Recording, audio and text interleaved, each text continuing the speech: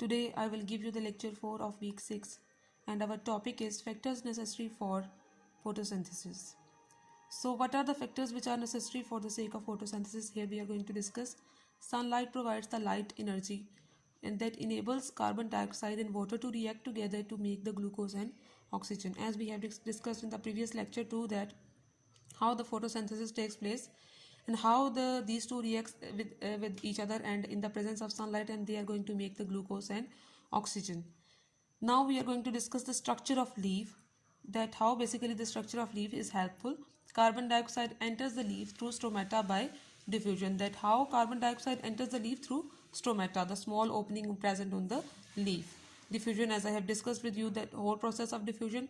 Oxygen diffuses into the air through stomata. It is this oxygen that makes the life on earth possible. So the plants are going to make the product as oxygen, which is the very useful for the sake of all living organisms.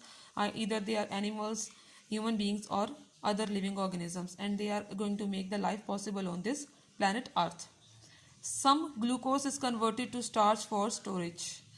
Plants make food in the form of glucose, and that glucose is used by the other parts of the plants for their growth, for their survival as well as, but they also store the food in themselves as a starch. Other point is photosynthesis takes place in the green chloroplast inside the leaf cells. So photosynthesis always takes place in the chloroplast because they contain the green chemical, and green chemical can absorb more sunlight. And the other point and the last point is water and minerals are carried to the leaf from the stem in the xylem. Glucose passes from the leaf in phloem. Xylem and phloem tubes are transport system in the plants.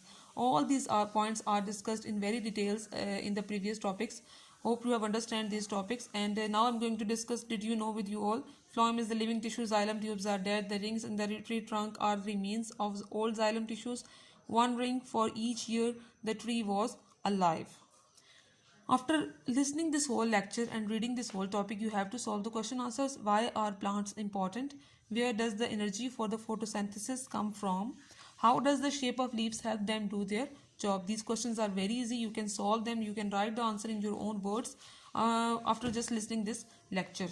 Hope you have understand. Thank you so much.